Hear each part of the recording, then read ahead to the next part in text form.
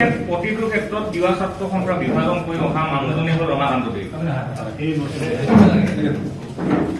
হ'ল এতিয়া সমগ্ৰ ষড়যন্ত্ৰৰ আঁৰত মানে মৰিগাঁও সমষ্টিৰ বিধায়কগৰাকী আছে বুলি আপোনালোকে দাবী মানে অভিযোগ আমি অভিযোগ আনিছো এটা কাৰণে অভিযোগ আনিছো যিহেতুকে তিৱা ছাত্ৰ সন্থা একত্ৰীকৰণ কৰিবলৈ কাৰণে বাৰে বাৰে চেষ্টা কৰোঁ কিন্তু বিফল হওঁ আৰু বিফল হোৱাৰ মূল কাৰণটোৱে হৈছে কাৰোবাৰ মানে নেতৃত্বত এটা তিৱা ছাত্ৰ সন্থা লাগে গতিকে সেই তিৱা ছাত্ৰ সন্থাটো নিজে নেতৃত্বত ৰাখি পেলাই কাম কাজ কৰিবৰ কাৰণে সুবিধাৰ কাৰণে কিন্তু তিৱা ছাত্ৰ সন্থা প্ৰাপ্ত কৰি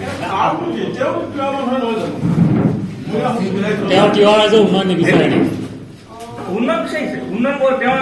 বিধায়ক হিচাপে উন্নয়নৰ কাম কৰি আছে কাম কাজ কৰিছে কিন্তু পৰিষদখনক আমাৰ কথাটো হৈছে কি মানে জাতীয় সংগঠনসমূহ ভাগ ভাগ কৰিব নালাগে আমি একত্ৰিত বাৰে বাৰে হ'বলৈ কাৰণে চেষ্টা কৰি আছো আমি একত্ৰিত হ'ম বুলি কৈ আছো আমি একেলগে কথা পাতিছো একেলগে যদি আমি যুৱ মহোৎসৱ কিবা সাংস্কৃতিক মহোৎসৱ পাতিব পাৰো কিন্তু সেই সাংস্কৃতিক মহোৎসৱতো আজি চেনেমালাটো নাই আজি তিৱা ৰজা বি জুঙাল বলহু এটা বৃহৎ অনুষ্ঠান সেই অনুষ্ঠানটোত চেনেমালামক আমি আছো সৰুতীয়া ছাত্ৰ সন্থাৰ সভাপতি হিচাপে তাততো তেওঁ জড়িত নাই কিয় জড়িত নহয় ওলাই আছো তেওঁ আজি কওক মই সৰুতীয়া ছাত্ৰ সন্থা হিচাপে মই যিটো অভিযোগ দিছে সেই অভিযোগটো ইনকুৱাৰী হওক আমি সেইটো ইনকুৱাৰী দাবী কৰিছো আমিও জনাইছো কিন্তু জাতীয় সংগঠন হিচাপে তেওঁ দায়িত্ব কিছুমান আছে আজি ভাষা শিক্ষক নিযুক্তিৰ ক্ষেত্ৰত কিয় পদক্ষেপ গ্ৰহণ কৰা নাই দ্বিতীয় এটা কথা হৈছে যিটো সাংবিধানিক মৰ্যাদাৰ বিষয় আছে সাংবিধানিক মৰ্যাদাৰ বিষয়ে কিয় উত্থাপন কৰা নাই আপুনি স্পষ্ট ক্ষমতাৰ বিকেন্দ্ৰীকৰণ তিৱা সাহিত্য পৰিষদৰ মূল দাবীটো হ'ল সাহিত্য শাসন ক্ষমতাত বহাৰ পিছতে কেন্দ্ৰীভূত শাসন কৰিলে নহ'ব নহয় প্ৰত্যেকজনৰ ইএমৰ ক্ষমতাটো থাকিব লাগিব এই ইএমসকলৰ ক্ষমতাটো কুক্ষিগত কৰি চব চিএমএ কৰিছে বুলি অভিযোগ কৰিছে সেইটো সম্পৰ্কত এই অভিযোগটো সত্য নে এই অভিযোগটো যদি সত্য তেতিয়াহ'লে আজিৰ যুৱ ছাত্ৰ ছাত্ৰীসকলৰ এই ক্ষেত্ৰত প্ৰতিক্ৰিয়া এই বস্তুটো এটা কথা হৈছে তেওঁ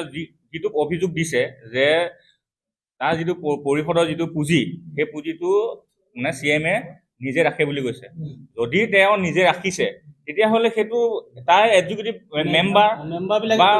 সদস্যসকলে সেই বিষয়বস্তুটো জানিব এই বিষয়টো আমি গম নাপাওঁ ইএম বা মেম্বাৰে অভিযোগ কৰিছে নেকি যে আমানতৰ ধন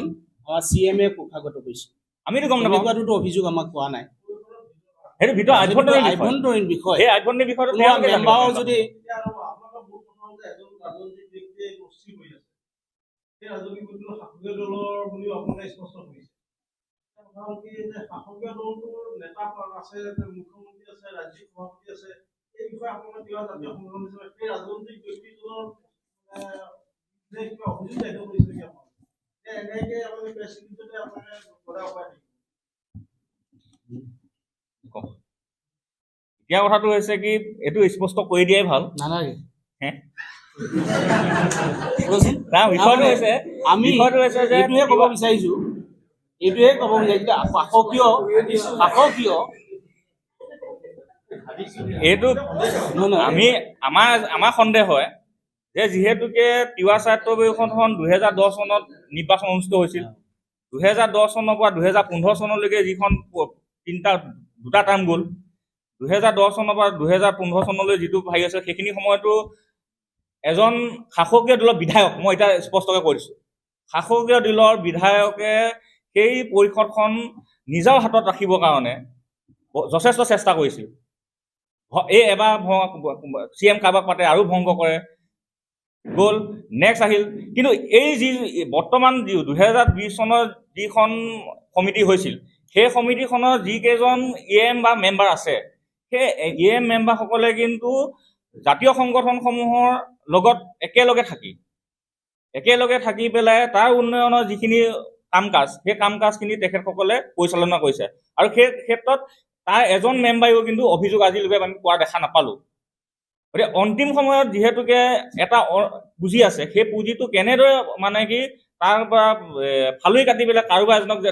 নিয়াব পাৰে এই বিষয় লৈ পেলাই আজি যে এই ষড়যন্ত্ৰটো হৈছে সেইটো হ'ব পাৰে দ্বিতীয় কথাটো হ'ল যিটো তেখেতসকলে যিটো অভিযোগ কৰিছে যদি সত্য প্ৰমাণিত হয় তেখেতে দোষী সাব্যস্ত হ'ব তাক সদস্য ছাত্ৰ সন্থাই কোনো কাৰণ ধাৰি নকৰে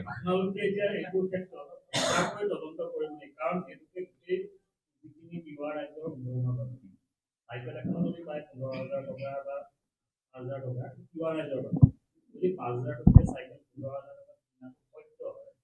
15,000 আমি সেইটো তদন্ত কৰিম, নিশ্চয় কৰিম। কাৰণ তিৱা জাতীয় সংগঠন, আমি তিৱা ছাত্ৰ সন্থাই তিৱা জাতিৰ প্ৰতিটো ক্ষেত্ৰত আমি দায়বদ্ধ। গতিকে উন্নয়নৰ পুঁজি যাতে বিপথে পৰিচালিত নহয় বা দুৰ্নীতি নহয়, সেইটো আমি নিশ্চয় কৰিম। গতিকে তেখেতসকলে যিহেতু অভিযোগ কৰিছে যে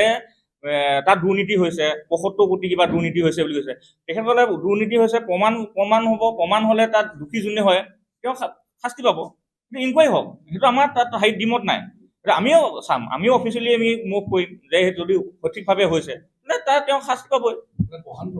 কালি গুৱাহাটীত যিখন প্লেচমেণ্ট হৈছে, এই প্লেচমেণ্টৰ যিটো দুৰ্নীতি তেওঁলোকে যিটো দাবী কৰিছে বিধায়কৰ কথা ক'লে, বিধায়কজন ক'লে